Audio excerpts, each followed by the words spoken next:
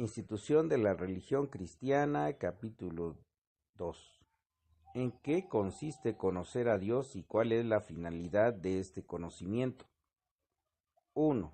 Dios conocido como Creador.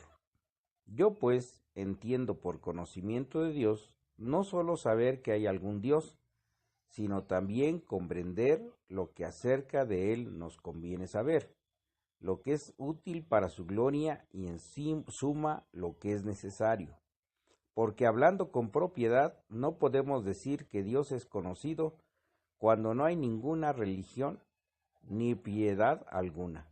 Aquí no trato aún del particular conocimiento con que los hombres, aunque perdidos y malditos en sí, se encaminan a Dios para tenerlo como Redentor en nombre de Jesucristo nuestro mediador, sino que hablo solamente de aquel primero y simple conocimiento a que el perfecto concierto en la naturaleza nos guiará si Adán hubiera perseverado en su integridad.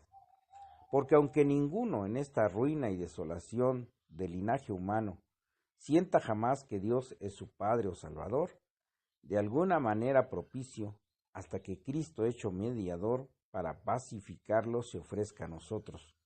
Con todo, una cosa es sentir que Dios, Creador nuestro, nos sustenta con su potencia, nos rige con su providencia, por su bondad nos mantiene y continúa haciéndonos grandes beneficios. Y otra muy diferente es abrazar la gracia de la reconciliación que en Cristo se nos propone y ofrece. Porque como es conocido en un principio simplemente como Creador, ya por la obra del mundo, como por la doctrina general de la Escritura, y después de esto se nos muestra como Redentor en la persona de Jesucristo. De aquí nacen dos maneras de conocerlo. De la primera de ellas se ha de tratar aquí, luego por orden de la otra. Por tanto, aunque nuestro entendimiento no puede conocer a Dios, sin que al momento lo quiera honrar con algún culto o servicio, con todo no bastará entender de una manera confusa que hay un Dios, el cual únicamente debe ser honrado y adorado, sino que también es menester que estemos resueltos y convencidos de que el Dios que adoramos es la fuente de todos los bienes para que ninguna cosa busquemos fuera de él. Lo que quiero decir es que no solamente habiendo creado una vez el mundo, lo sustenta con su inmensa potencia, lo rige con su sabiduría, lo conserva con su bondad y sobre todo cuida de regir al género humano con justicia y equidad, lo soporta con misericordia, lo defiende con su amparo, sino que también es menester que creamos que ningún otro fuera de él se hallará una sola gota de sabiduría, luz, justicia, potencia, rectitud y perfecta verdad, a fin de que como todas estas cosas proceden de él, y él es la sola causa de todas ellas, así nosotros aprendamos a esperarlas y pedírselas a él y darle gracias por ellas, porque este sentimiento de la misericordia de Dios verdadero maestro del que nace la religión. 2. La verdadera piedad.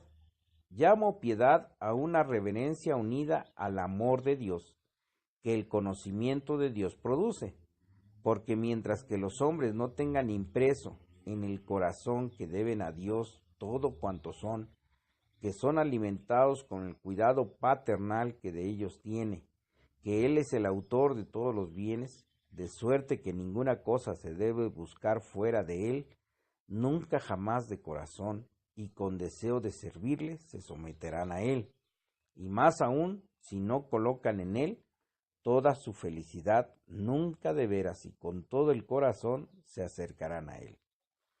3.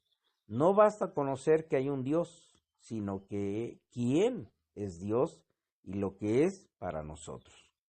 Por tanto, los que quieren disputar qué cosa es Dios no hacen más que fantasear con vanas especulaciones, porque más nos conviene saber cómo es y lo que pertenece a su naturaleza.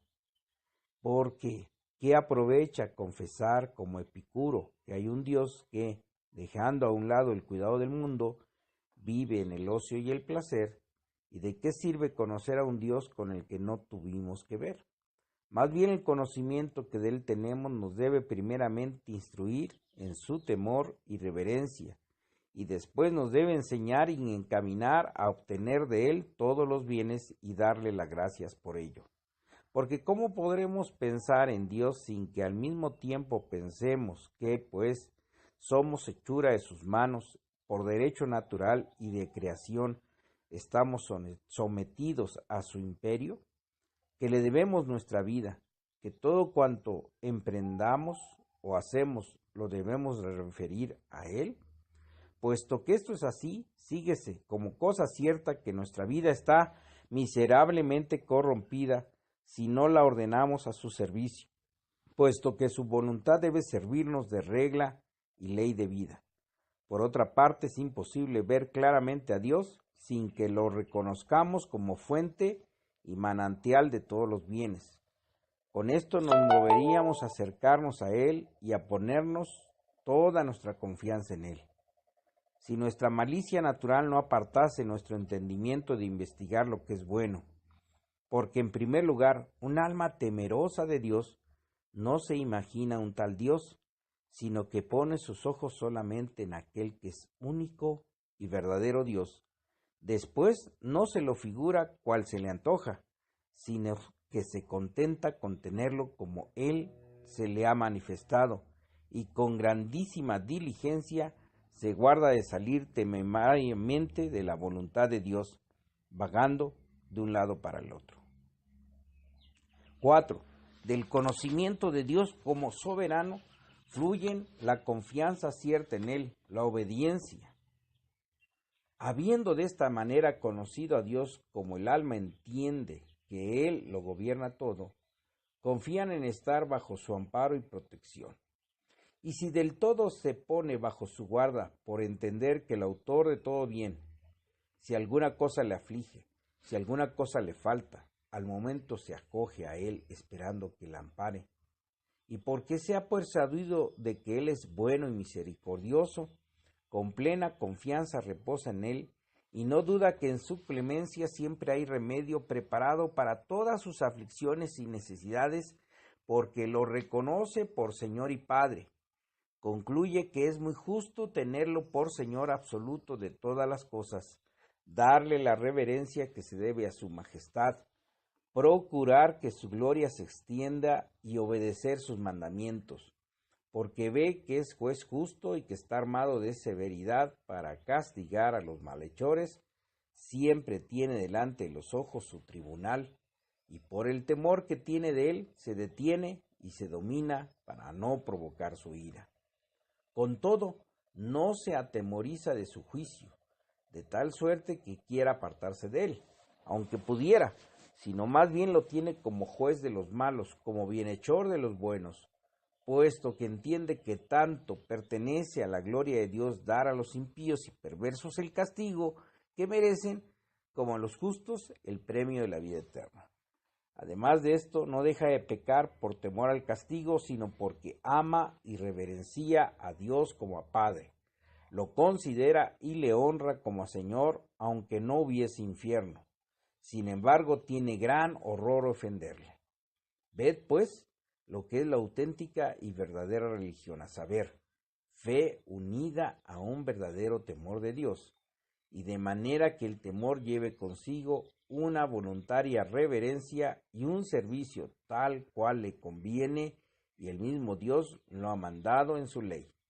Y esto se debe con tanto mayor diligencia a notar, cuanto que todos honran a Dios indiferentemente y muy pocos le temen, puesto que todos cuidan de la apariencia exterior y muy pocos de la sinceridad de corazón requerida.